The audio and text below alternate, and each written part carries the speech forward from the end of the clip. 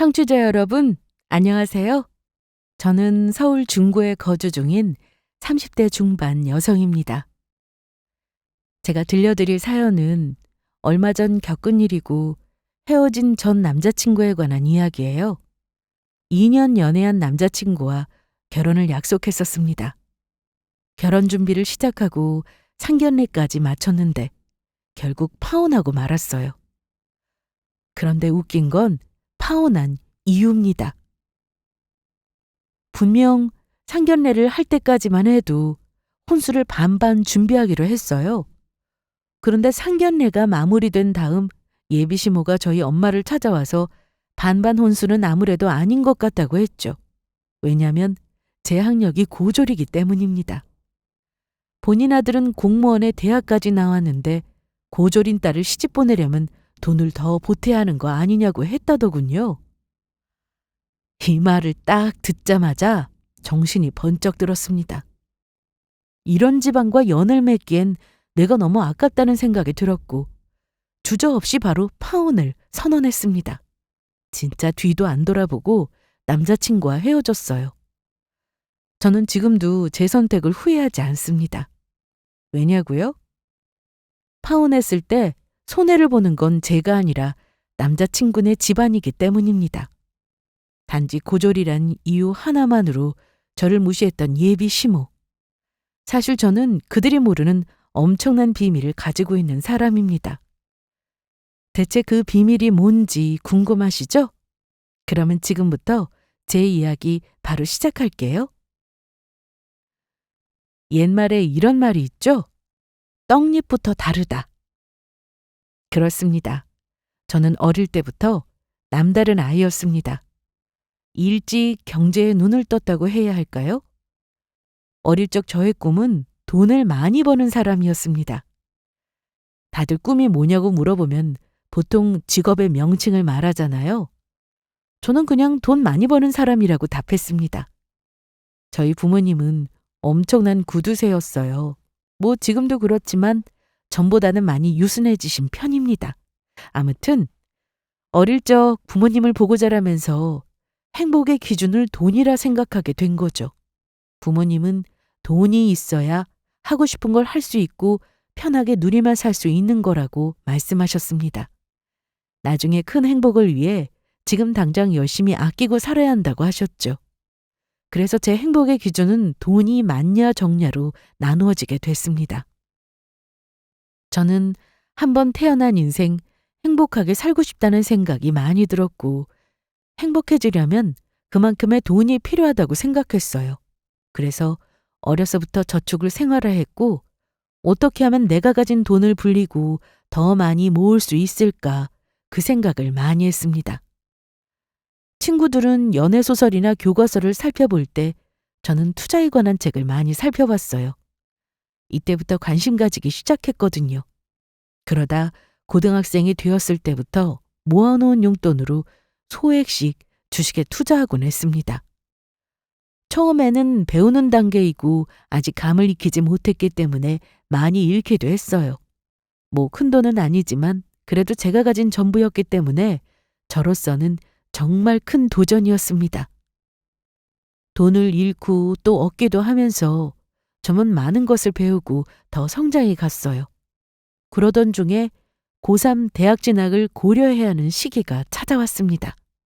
이때 친구들은 저마다 자신들의 진로를 찾거나 진지하게 생각하기 바빴는데 저는 딱히 대학에 가고 싶다는 생각이 들지 않았어요.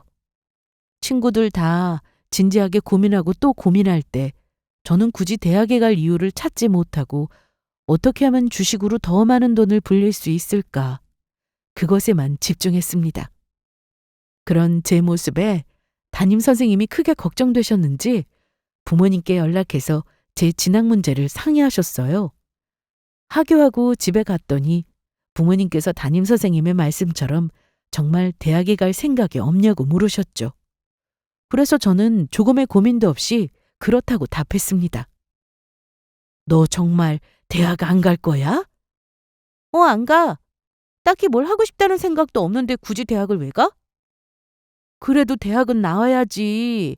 돈만 있으면 들어가는 게 대학이야. 사회가 구조를 얼마나 무시하는 줄 아니? 너 설마 대학 비용 걱정되어서 그런 거니? 그런 거라면 걱정할 거 없어. 엄마 아빠가 널 위해 들어놓은 적금 있으니까 그걸로 얼마든지 뒷바라지 해줄 수 있어. 그런 것 때문에 안 가겠다는 게 아니야. 굳이 갈 이유가 없는데 뭐하러 헛돈을 써? 난 대학 가는 대신 돈 더 많이 벌 거야. 진짜 한번 해보고 싶은 직업이 있었다면 여느 친구들처럼 대학에 진학했을 겁니다. 그러나 저는 딱히 하고 싶은 게 없었고 억지로 대학 졸업장 따려고 4년이란 시간과 돈을 버리고 싶지 않았어요. 차라리 그 시간에 나를 발전시키고 더 많은 이득을 취하는 게 낫다고 판단했습니다. 지금도 그때의 선택을 후회하지 않아요. 왜냐하면 그때의 제가 있었기 때문에 지금의 제가 있기 때문입니다. 어릴 때부터 주식 공부하면서 많은 걸 배우게 됐고 뭔가 잘할 수 있을 거라는 믿음이 있었습니다. 물론 부모님 입장에서는 자식이 대학도 안 가고 돈만 벌겠다고 하니 답답하실 수도 있어요. 남들 다 가는 대학인데 저만 고졸로 남겠다고 하니까 걱정되기도 하고 속상하셨겠죠. 그때는 몰랐는데 나중에 커서 보니까 알겠더라고요. 친구를 만나던 지인을 만나던 우리나라는 자식 자랑하는 게 많잖아요. 저 집 아들이 어느 대학에 갔다더라. 공부를 그렇게 잘한다더라. 사짜 직업을 얻었다더라 등등. 아마 부모님도 자식 자랑하고 싶으셨겠죠. 다른 집 자식들은 다 대학 가는데 본인 자식만 대학 안 가고 고졸로 남겠다고 고집을 피우니 그 속이 어떠했을지 짐작이 갑니다. 물론 자식 자랑하는 게 전부는 아니겠죠. 진짜 부모의 마음으로 사회에서 무시당하고 이탈될까 봐 걱정되는 마음이 있었을 거예요. 그러나 이때 저는 너무도 확고했습니다. 저만의 신념이 강했던 것 같아요. 진짜 지금 생각해도 어린 나이에 무슨 배짱이었는지 모르겠습니다. 뭔가 일을 내려거든 이런 확고한 신념이 필요한 것 같아요. 부모님도 담임 선생님의 걱정과는 달리 저는 아무렇지 않게 대학 진학을 포기했습니다. 무사히 고등학교를 졸업하고 그때부터 다양한 경험을 해보고 싶어서 이런저런 아르바이트를 시작했어요. 대학생인 친구들과 달리 저는 시간에 제약이 없었습니다. 그래서 할 수 있는 것들이 무궁무진했어요.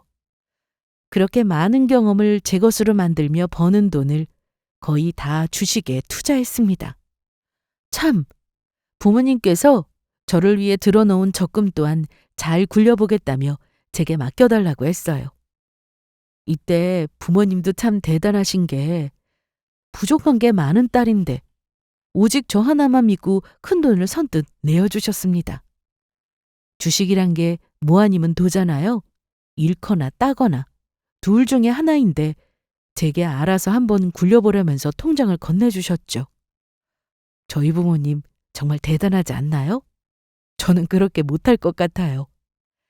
사실 제가 이렇게 잘 지낼 수 있게 된 결정적인 이유는 부모님의 도움이 컸습니다. 제가 아무리 주식에 소질이 있고 열심히 돈을 불린다 해도 부모님의 도움이 없었더라면 이렇게까지 성공하지 못했을 거예요. 지금도 많이 감사하고 있지만 이때도 부모님께 감사한 마음이 컸습니다. 저를 믿고 맡겨주신 돈을 꼭 몇 배, 몇십 배로 불리겠다고 결심했어요. 미친 듯이 주식 정보란 정보는 다 긁어 모았고 밥 먹고 자고 아르바이트하는 시간을 제외하면 오로지 주식에 관련된 공부만 했습니다. 그렇게 5년을 죽어라 공부하고 집요하게 파고들었더니 어느 순간 제 손에 큰 돈이 들려있더군요. 제 나이 25에 또래들이 만지지 못할 돈을 갖게 되었고 그걸 또 열심히 불려서 더 큰 돈을 만들었습니다. 부모님께 받은 돈과 제가 불린 돈을 더 얹어서 돌려드릴 생각이었는데 부모님은 괜찮다며 거절하셨습니다. 앞서 말씀드렸다시피 저희 부모님은 엄청난 구두쇠입니다. 그런 분들이 제가 드리는 돈을 거절하실 리가 없죠.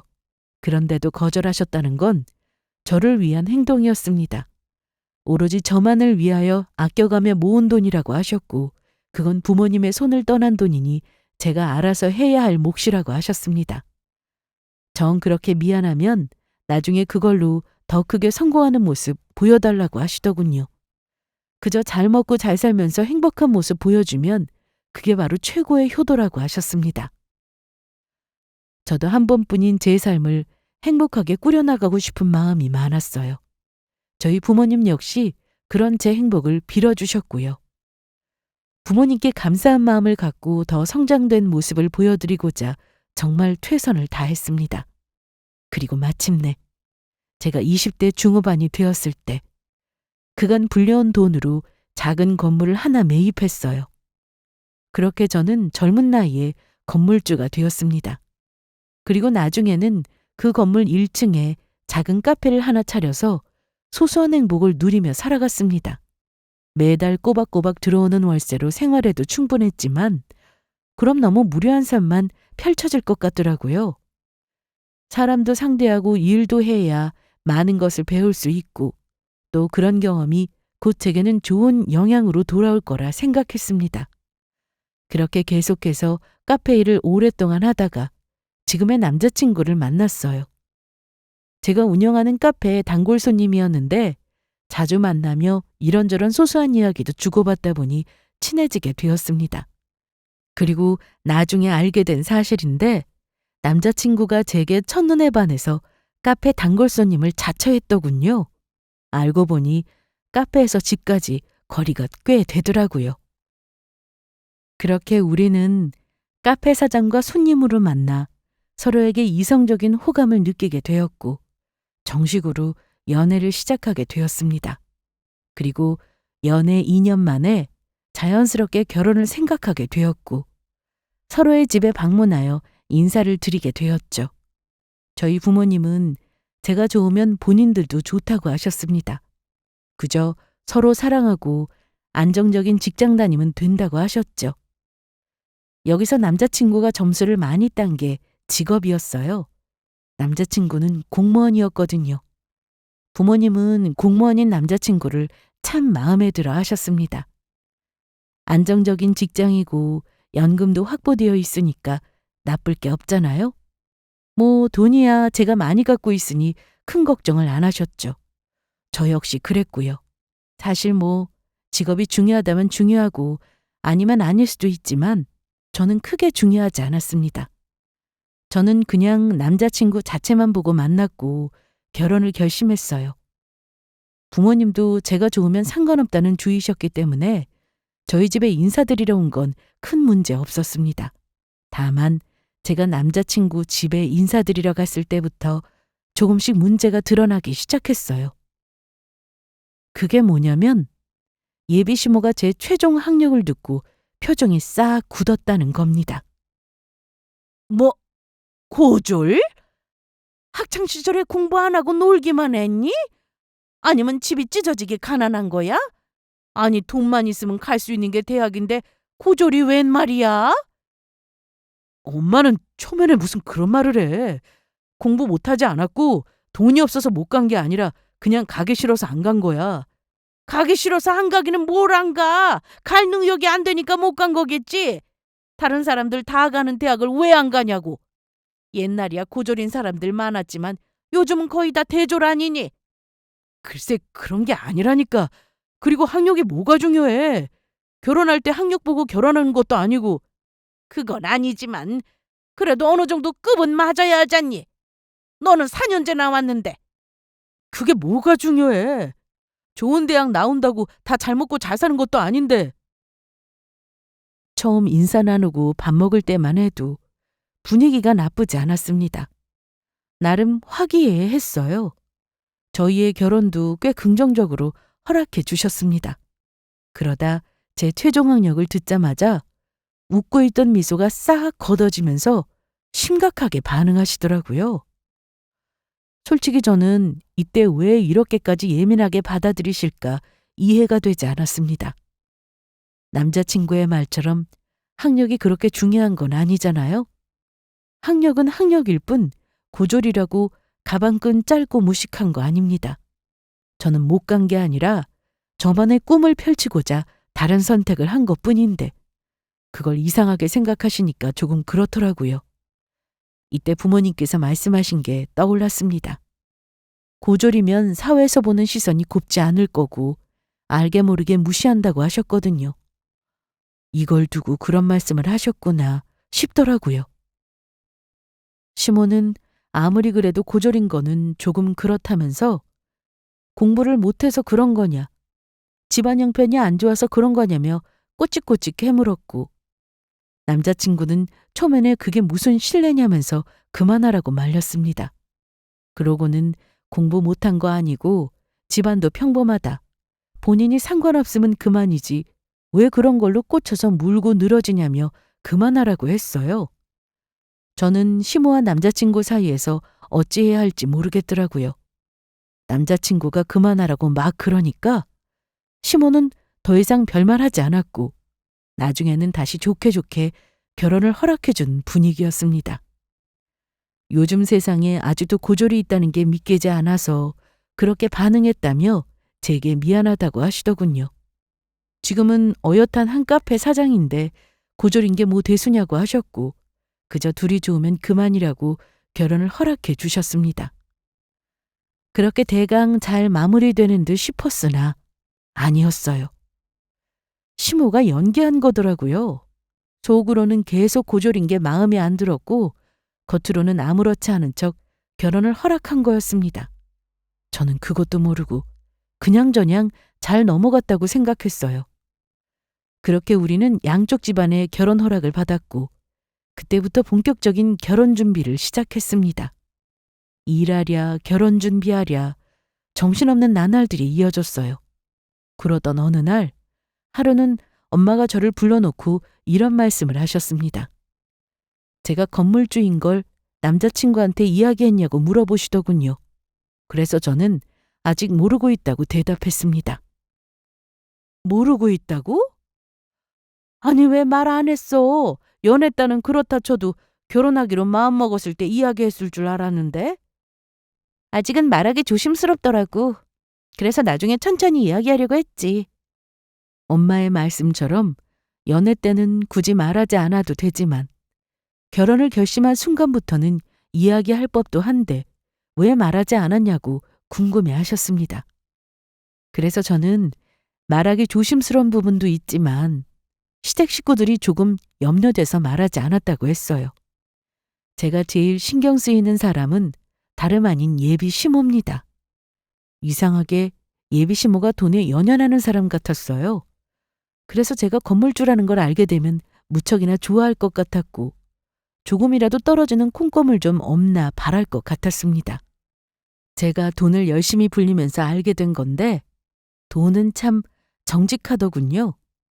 돈을 통해서 사람의 속내가 확 드러난다고 해야 할까요? 그런 자세한 이야기까지는 엄마한테 말씀 안 드렸고 그냥 조심스러워서 나중에 기회 봐서 이야기할 거라고 했습니다. 그러자 엄마는 그냥 이야기하지 말고 비밀로 하는 게 더 나을 것 같다고 하셨어요. 어릴 때부터 저희 부모님께서 이런 말씀을 종종 하시곤 했는데 그건 바로 사람을 제대로 거릴 수 있는 방법은 돈이라고 하셨습니다. 주변에 있는 사람이 정말 내게 좋은 사람인지 아니면 검은 속내를 숨기고 접근한 사람인지 확실하게 알아보고 구별할 수 있는 방법은 돈이 정답이라고 하셨죠. 그때는 그 말의 깊은 뜻을 헤아리지 못했지만 성인이 되고 어느 정도 큰 돈을 만지게 되면서부터 그 말의 뜻을 뼈저리게 느끼게 되었습니다. 그래서 남자친구와 예비 시댁에게 저의 정체를 사실대로 밝히기 꺼려지더라고요. 남자친구를 많이 사랑했던 터라 조심스럽기도 했고 괜히 돈 때문에 우리 사이에 무슨 문제가 생길까봐 걱정되었습니다. 그래서 시간을 갖고 천천히 말해야겠다고 생각했죠. 부모님 역시 아직 말하지 말고 조금 기다렸다가 나중에 천천히 이야기하는 것도 좋을 것 같다며 제 생각과 같으셨습니다. 그렇게 그들은 제가 어떤 사람인지 알지 못했어요. 그저 고졸의 작은 카페를 운영하는 것으로 알고 있었어요. 그러던 중에 상견례 날이 다가왔습니다. 저는 친정 부모님과 함께 상견례 장소로 향했어요. 잠시 후 남자친구와 예비 시부모도 도착했습니다. 우린 식사하며 이런저런 이야기를 나누다 결혼 이야기로 넘어갔는데 자연스럽게 혼수 이야기가 나왔어요. 사실 상견례를 하기 전에 남자친구와 저는 어느 정도 혼수에 관한 이야기를 나누었습니다. 물론 자금 상황이 남자친구보다 제가 더 좋지만 저는 그걸 숨기고 있는 상태였어요. 그래서 남자친구가 결혼하려고 모아놓은 돈과 비슷한 수준이라고 거짓말했습니다. 그랬더니 혼수를 반씩 부담하는 게 어떻냐고 했죠. 가정에서 지원받는 금액도 비슷한 수준으로 맞추고요. 듣고 보니 크게 나쁠 건 없겠더라고요. 정해진 금액에서 준비하면 그만큼 더 허리띠를 졸라매고 아낄 수 있을 거라 생각했습니다. 그래서 반반 혼수를 하기로 했죠. 요즘은 반반 혼수가 대세라고 하더군요. 뭐 대세를 따라가기 위해 그런 건 아니고 서로 반반씩 부담하는 게 제일 깔끔하고 나을 것 같아서 그렇게 결정했습니다. 그래서 남자친구가 저랑 이 문제에 관해 이야기 나누었고 반씩 부담하기로 했다고 했더니 저희 부모님은 그렇게 하라면서 긍정적인 반응을 보이셨어요. 예비 시부도 끄덕거리시며 너희들이 원하면 그렇게 하라고 하셨죠. 그런데 예비 시모의 반응이 조금 이상했습니다. 다들 크게 상관하지 않고 그렇게 하라고 하는데 예비 시모만 표정이 살짝 굳더라고요. 그러더니 다들 찬성하는데 혼자만 반반 혼수하는 건 조금 그렇지 않냐며 이야기했습니다. 저희 엄마는 무슨 문제라도 있냐고 했더니 글쎄 예비 시모가 여기서 제가 고졸인 걸 걸고 넘어졌어요. 뭐 문제가 있는 건 아니고 아무래도 예비 며느리랑 우리 아들 상황이 조금 다른데 혼수를 똑같이 반씩 부담할 필요가 있나 해서요. 네? 어떤 상황을 말씀하시는지 예비 시모의 말에 옆에서 잠자코 듣고 있던 남자친구는 예비 시모가 뭘 말하고 싶은지 아는 듯 했어요. 그래서 잠시 흠칫하더니 헛기침을 하며 그만하라는 눈짓을 보냈습니다. 그 행동을 보니 저도 대충 알겠더라고요. 어려서부터 돈 공부하고 여러 사람들 상대하다 보니 제법 눈치가 생겼습니다. 처음 남자친구 집에 인사하러 갔을 때 예비 시모는 제가 고졸인 걸 마음에 걸려 했어요.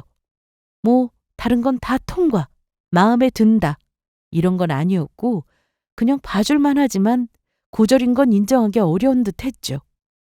남자친구가 상관없다고 난리쳐서 수그러지긴 했지만 여기서 그 이야기를 꺼내고 싶어 하는 듯 했습니다.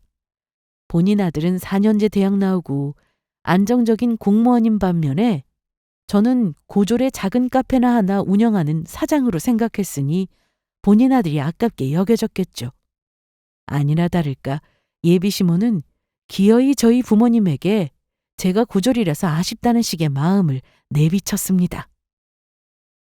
솔직히 반씩 부담하는 게 맞는 건가 싶어요. 아무리 둘이 반씩 부담하기로 이야기 맞췄다지만 결혼이라는 게 다들 저들 마음대로 정하는 것도 아니고 우리 어른들이 아닌 건 바로 잡아줘야 한다고 생각해요. 이런 말씀드리기 조심스럽지만 저는 예비 며느리가 고졸인 게 조금 아쉽거든요. 아들이 하도 상관없다고 좋다고 하니까 더 이상 이야기 안 꺼냈습니다. 그럼 혼수는 달라야죠. 고졸이라도 어엿한 사장이고 위치도 좋아서 장사가 나름 잘 된다고 들었어요. 그럼 혼수는 충분히 더 부담할 수 있을 것 같은데. 예비 시모의 말에 상견례장 분위기는 순식간으로 싸해졌습니다. 저는 예비 시모가 고졸인 걸 탐탁지 않아 하는 것을 알고 있었지만 저희 부모님은 아니었거든요. 괜히 속상해 하실까봐 이런 이야기 자체를 안 꺼냈습니다. 그런데 여기서 이런 말을 할 줄이야 상상도 못했죠. 부모님은 제 눈치를 살피며 난처한 표정을 지으셨고 남자친구는 이 상황을 어떻게 수습해야 하나 하는 표정을 지었습니다. 저 역시 이걸 어떻게 현명하게 넘어가야 할까 고민하던 중 저희 엄마께서 이런 말씀을 하셨어요. 네, 그렇게 생각하실 수 있죠. 저마다 생각이 다르니까요. 말씀하신 것처럼 아이들이 잘못 생각하고 있을 때 우리 어른들이 조금 더 나은 생각을 제시해 줄 수 있어요. 그런데 제 생각에는 반반 혼수하기로 한 게 무슨 잘못이 있나 싶네요. 본인들이 좋아서 하는 결혼이고 그만큼 책임질 줄도 알아야 한다고 생각합니다. 부족하면 우리 어른들이 도와주면 그만인 거고요. 우선 아이들의 선택을 존중해 주시면 어떨까 싶어요. 문제를 해결하는 것 또한 자식이 이겨내야 할 몫이고요. 우리는 그저 지켜보다가 도움 줄 수 있는 건 도와주면 된다고 생각해요. 그게 어른으로서 도와줄 수 있는 방법 아닐까 싶습니다. 그리고 저는 우리 딸이 고졸인 게 조금 더 아쉽지 않아요. 학력이 어느 정도이냐보다 어떻게 살고 있느냐가 중요한 거죠. 엄마의 말씀에 시모는 민망한 듯 헛기침을 했고 남자친구는 오르신 말씀이라면서 걱정되시겠지만 우리 힘으로 한번 알아서 해보겠다며 웃어 보였어요. 그러자 예비 시모는 민망한 듯 헛기침을 했고 그럼 그렇게 하라면서 이 부분에 대한 말을 아꼈습니다. 역시 저희 엄마예요. 기분 상하지 않게 자신의 생각을 현명하게 전달하셨습니다. 좋게 말해서 이거고 안 좋게 말하면 고졸인 게 뭐 대수냐. 우린 그저 입 닫고 돈이나 보태주면 되는 거니 아이들의 선택을 믿고 존중해주자 라는 뜻이었어요. 엄마가 예의 있게 시모의 생각을 꾸짖어 주신 것 같아 살짝 웃겼습니다.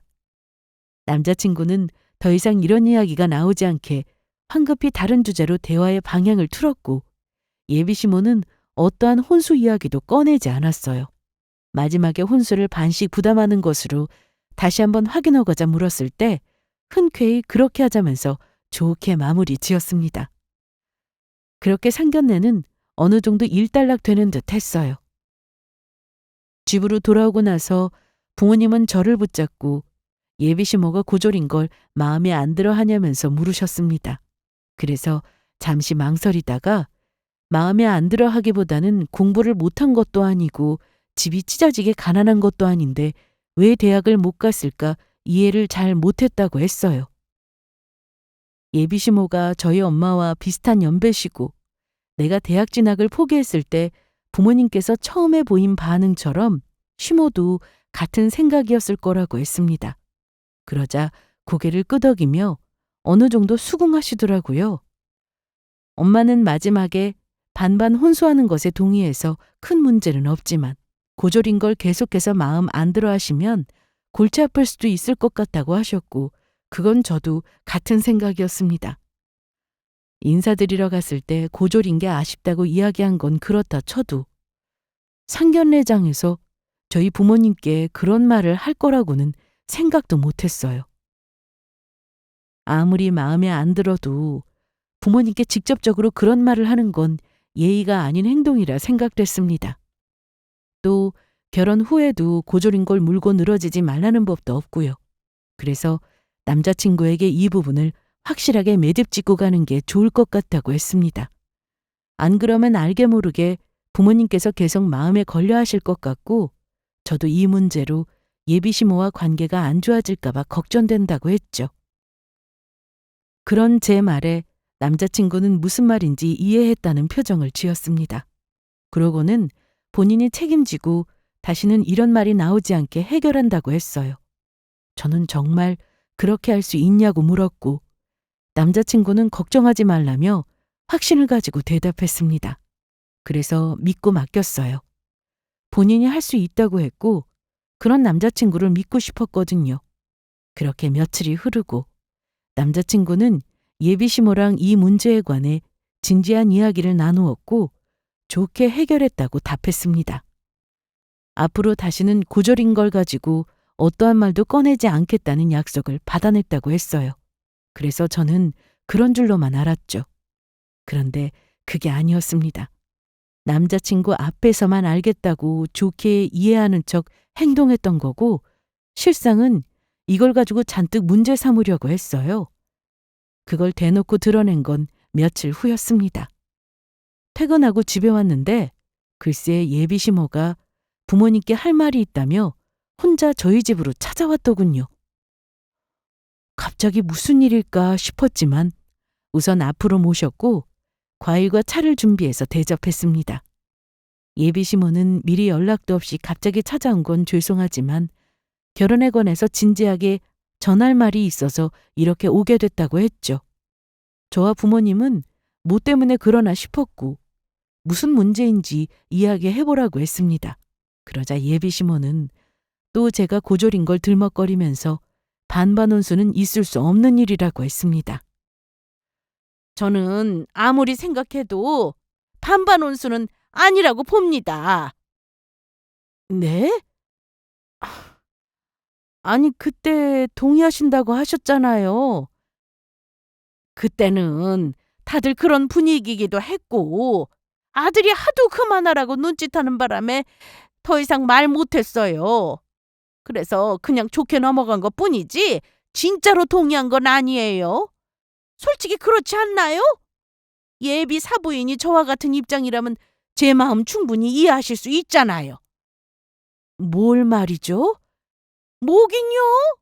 예비 며느리가 고졸인데 반반 혼수가 가당키나 한가요? 다 아시면서 왜 모르는 척하고 그러세요? 결국 우려하던 일이 터지고야 말았습니다. 남자친구가 잘 해결했다고 해서 그 말을 믿었고 이런 일이 생기지 않을 거라 생각했어요. 저와 부모님은 고졸인 게 큰 걸림돌이 되지 않는다고 여겼으니까요. 그런데 시모는 진짜 즐기게도 고졸인 걸 가지고 물고 늘어졌습니다.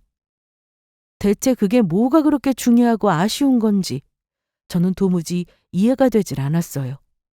꼭 대학을 가야 한다는 법이 있는 것도 아니고 갈 수 있는 성적, 능력이 되는데도 안 간 제 선택을 존중해 줄 수 없는 건가요?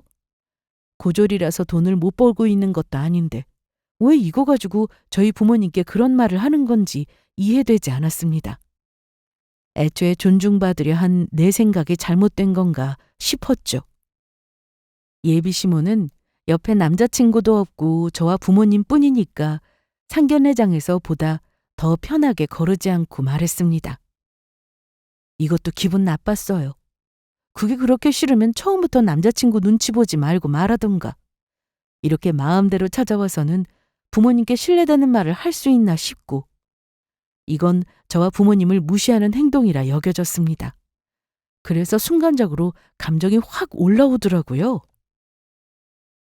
어머니, 제가 고졸인 게 그렇게 큰 문제인가요? 남자친구는 4년제 대학 졸업장 가지고 있는 사람인데 저는 고등학교 졸업장만 가지고 있어서 이러시는 거예요? 아니 대체 그게 뭐라고 이러세요? 그게 뭐라니? 대학 졸업장 있는 거랑 없는 건 천지 차이인 거 몰라? 그냥 물 흐르듯 가는 게 대학인데 무슨 문제가 있어서 안 갔는지 솔직히 나 너무 찜찜해. 뭐 때문에 안 갔는지 알아듣게 잘 설명했는데도 시모는 계속해서 이해되지 않는다면서 물고 늘어졌습니다. 돈이 없는 것도 아니고 공부를 못한 것도 아닌데 미쳤다고 고졸로 남았겠냐고 하더군요. 분명 본인이 모르는 엄청난 비밀이 있을 거라고 했습니다. 아들은 그냥 좋으니까 별 상관 안 하는지 몰라도 본인은 쉽게 넘어갈 수 없다고 했죠. 거기다 저는 고졸이지만 본인 아들은 4년제 대학 나오고 안정적인 공무원인데 솔직히 누가 더 아깝겠냐고 물었습니다. 남들은 안정적인 공무원 사위 얻고 싶어서 난린데 저는 너무 쉽게 거저가는 거라고 하면서 이렇게는 결혼시킬 수 없다고 했어요. 겨우 고졸인 며느리 얻으려고 고생해서 키운 아들이 아니라고 했습니다. 공무원이 안정적이니까 사람들이 괜찮다고 생각하는 거지 솔직히 따지고 보면 쥐꼬리 많은 월급에 먹고 살기 힘들어요. 저는 작은 카페를 운영하고 있지만 남자친구보다 더 많이 법니다. 그뿐인가요? 말하지 않아서 그렇지 저는 건물도 소유하고 있잖아요. 그런 것도 모르고 지금 누구더러 아깝다고 하는 건지 기도 안 차더군요. 예비시모는 이렇게 손해보는 결혼 시킬 수 없다면서 반반 혼수 물리고 저희더러 제대로 혼수 준비해서 오라고 했습니다. 공무원 남편 사위 얻으려면 이 정도는 해야 양심 있는 거라고 했죠. 그 말 듣기 전부터 이미 속이 부글부글 끓었지만 그래도 최대한 참고 눌렀습니다. 그런데 저와 부모님께 양심 운운하면서 뭐라고 하니까 더 이상 못 참겠더라고요. 본인 아들이 귀하면 얼마나 귀하다고 우리 부모님께 그런 막말을 할 수 있나 화가 났습니다. 아무리 남자친구를 사랑하고 좋은 사람이라고 해도 이런 시모가 있는 집안과 연을 맺는 건 옳은 일이 아니라고 생각됐어요. 너무 화가 나서 내가 어떤 사람인지 어디 한번 보여줘야겠다는 생각도 들었습니다. 저희 부모님은 많이 가질수록 더욱 겸손해야 됨을 강조하셨고 어디 가서 내가 어느 정도 벌었고 건물을 소유하고 있다는 걸 과시하지 말라고 하셨습니다. 오만하게 굴어서 좋을 것 없고 나중에는 그게 다 화로 돌아온다고 하셨어요. 저도 그 말에 동의했기 때문에 늘 겸손한 마음으로 살고자 노력했고 사치 부리고 괜한 허영심으로 저를 갉아먹지 않으려 했습니다. 그런데 이런 사람이 계속 고졸 운운하면서 저를 무시하니까 안 되겠더라고요. 그래서 예비 시모한테 본인 아들이 뭐가 그렇게 잘났다고 사람을 무시하냐 따졌습니다. 아들이 공무원이라고 지금 유세 떠시는 거예요? 뭐? 유세? 너 지금 말 다 했니? 아니요. 아직 다 못했어요. 안정적인 거 빼면 공무원 좋은 거 없어요. 대학 4년제 나오면 뭐해요? 고졸인 저보다 적게 버는데. 어머님 아들이 귀하면 남의 집 자식도 귀한 줄 아셔야죠. 여기가 어디라고 저희 부모님께 그런 막말을 하실 수 있죠? 무슨 자식 가지고 장사하세요? 제 말에 시모는 기막힌다는 표정을 지으며 말을 얼버무렸고 얼굴은 순식간에 벌개졌습니다. 갑자기 확 열이 받았는지 자리에서 벌떡 일어나 저한테 뭐라고 막 쏘아붙였어요. 가방끈 짧고 배운 거 없어서 그런지 어른한테 버릇없이 군다면서 뭐라 하기 시작했고 대학 안 나왔으면 예의라도 잘 가르쳤어야지 대체 자식을 어떻게 키운 거냐면서 옆에 서 계신 부모님을 비꼬아댔습니다. 그러자 엄마도 더 이상은 못 참겠다고 생각하셨는지 지지 않고 시모에게 따지셨어요. 내 딸이 틀린 말한 것도 아닌데 뭐가 문제냐고 큰소리 치셨고 남의 예의 운운하기 전에 본인 예의 없는 거나 생각하라며 전곡을 찌르셨습니다. 그러자 시모는 더욱 열받은 얼굴로 정말 이런 식으로 나올 거냐고 언성을 높였고 결혼이고 뭐고 확 뒤엎는 수가 있다며 협박까지 해댔습니다. 진짜 탐탁치 않은 며느리인데 아들이 하도 좋다고 하니까 어쩔 수 없이 허락한 거였다면서 그냥 이참에 파혼하고 더 좋은 며느리 드리겠다고 하더군요. 그래서 친정엄마가 엄청 비웃으시더니 그럴 수 있으면 어디 그래 보라고 말씀하셨습니다. 아이고, 꿈도 야무지십니다. 어디 한번 열심히 살아보세요. 우리 딸처럼 더 좋은 며느리 드릴 수 있나? 참나, 겨우 고졸딸 하나 가지고 있으면서 되게 있어 보이는 척하네. 저기요, 정신 차리세요. 우리 아들이나 되니까 고졸 상관없다고 그러는 거예요. 고졸인 딸 데려가 준다는데 고마운 줄 알아야지. 나 같으면 납작 엎드려서 처리라도 하겠다. 시모는 계속해서 부모님과 저를 자극했습니다. 사람이 정도라는 게 있는 건데 끝도 없이 비아냥거리면서 무시하더라고요. 대학 나오면 고졸인 사람을 발 아래에 두고 깔봐도 되는 줄 아나 봐요.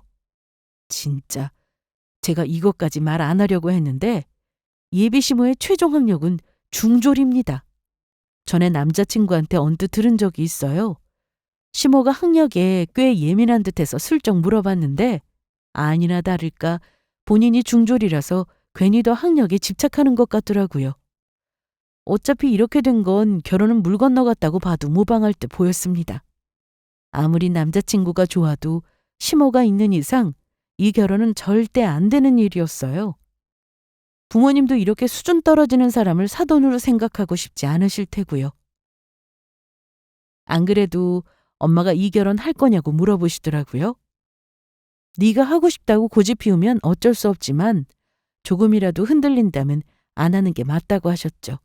그래서 저는 조금의 망설임도 없이 안 할 거라고 했습니다. 그 말을 듣자마자 엄마는 그럼 잘 됐다고 하시면서 시모가 너무 수준 떨어지고 마음에 안 들어서 우리 쪽에서 파혼하는 거라고 선언하셨습니다. 더불어 우리 딸 고졸이라고 자꾸 무시하지 말라고 경고까지 하셨어요. 아무리 생각해도 그쪽 집에 우리 딸 주기 너무 아깝네요. 그래요. 파혼합시다. 우리도 더 이상은 안 되겠네요. 그리고 자꾸 내 딸 고졸이라고 무시하는데 그러다 큰 코 다쳐요. 내 딸이 얼마나 능력 있는 애인지도 모르면서 학력으로 사람 우습게 보는 거 아닙니다. 능력 다 얼어 죽었네. 고졸의 작은 카페나 운영하면서 능력은 무슨. 이 사람이 정말? 아무래도 안 되겠다. 직접 두 눈으로 확인시켜줘야겠네.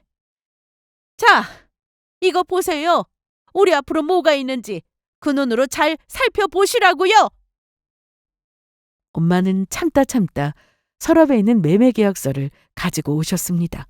그러고는 그걸 시모에게 보여주며 우리 딸 앞으로 있는 건물이 한 채 있다는 걸 다 밝히셨죠. 거기다 주식도 빠삭해서 모아놓은 돈도 꽤 된다고 했습니다. 매달 월세로 얼마를 받는지 그 돈을 주식으로 얼마만큼 굴리고 있는지 모든 걸 밝히자 시모는 못 믿겠다는 표정을 지었고 손으로 눈을 비비며 매매 계약서를 뚫어지게 살펴보더군요. 이제 아시겠죠? 우리 딸이 얼마나 능력 있는 사람인지. 대학 나오고 공무원이면 뭐 합니까? 우리 딸은 그깟 대학 안 나와도 이렇게 월세 받고 사는 건물주인데.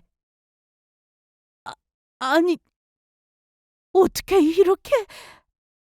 내가 지금 꿈을 꾸고 있는 건가?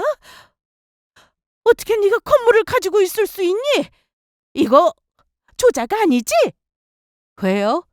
고졸 출신이라 봐도 못 믿으시겠어요? 아니, 그렇다기보다는. 진짜 제 정체를 알게 된 시모는 그 후부터 태도가 싹 달라지기 시작했습니다.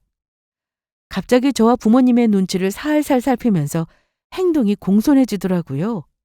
눈빛부터 말투까지 세상 나긋나긋하게 나오더니 저더러 이렇게 중요한 걸 왜 이제서야 말하냐고, 진작 말했으면 이런 오해 없지 않았겠냐고 멋쩍게 웃으면서 말하더군요. 아줌마가 이런 사람인지 아닌지 제대로 걸러내기 위해서 말 안 했어요. 봐요. 말 안 하니까 학력 하나만 가지고 사람 무시하잖아요? 그동안 고졸이라고 뭐라 그럴 때부터 학력에 예민한 사람인 거 알고 있었어요. 아줌마 중졸이라면서요? 그래서 그런 거죠? 어? 아니, 그걸 네가 어떻게. 설마 우리 아들이 말했니? 네, 이야기 나누다 보니 어쩌다 알게 됐어요. 세상에, 고졸도 아니고 중졸. 저보다 더 가방끈 짧으면서 그동안 잘도 무시하셨네요? 저도 궁금한 게 있는데 고등학교 못 간 이유가 공부를 못해서 그런 거예요? 아니면 집이 찢어지게 가난해서인가요? 아니, 그건. 저도 아줌마가 제게 막말하고 무시했던 것처럼 똑같이 굴었습니다. 그러자 잔뜩 당황한 표정으로 어쩔 줄 몰라 하시더군요. 이걸 바로 역지사지라고 하죠. 본인은 저보다 가방끈이 더 짧으면서 누가 누구를 무시하는 건지 더 이상 가방끈 짧은 사람과 말도 섞기 싫다면서 거의 내쫓다시피 내보냈습니다. 아줌마는 제가 건물주라는 사실 알고 나서부터 저 자세로 나왔어요. 약간의 오해가 있었다, 기분 상했다면 미안하다, 서운한 감정 풀고 이야기 나누자며 계속 귀찮게 굴었죠. 그러나 저는 이미 파혼하기로 마음먹은 상태라 소용없다고 딱 선을 그었고 남자친구에게도 이별을 통보했어요. 이때 남자친구가 많이 힘들어하긴 했지만 제가 이렇게 결정 내렸다고 하니 더 이상 붙잡지 않았습니다. 남자친구가 생각해도 본인 엄마가 한 짓이 너무 부끄럽고 얼굴 볼 면목이 없으니 그랬던 것 같아요. 그렇게 우리는 파혼했고 각자 서로의 일상을 돌아갔습니다. 한때 이 사람과 결혼할 뻔했고 개념 없는 사람을 심으로 모실 뻔했지만 돈으로 사람 잘 걸러서 제 인생 알맞게 구해냈어요. 앞으로도 돈으로 사람 잘 걸으면서 살아가겠습니다. 우리 주변에는 어떤 인간들이 포진되어 있을지 알 수 없거든요. 그럼 지금까지 저의 긴 사연 들어주셔서 감사합니다.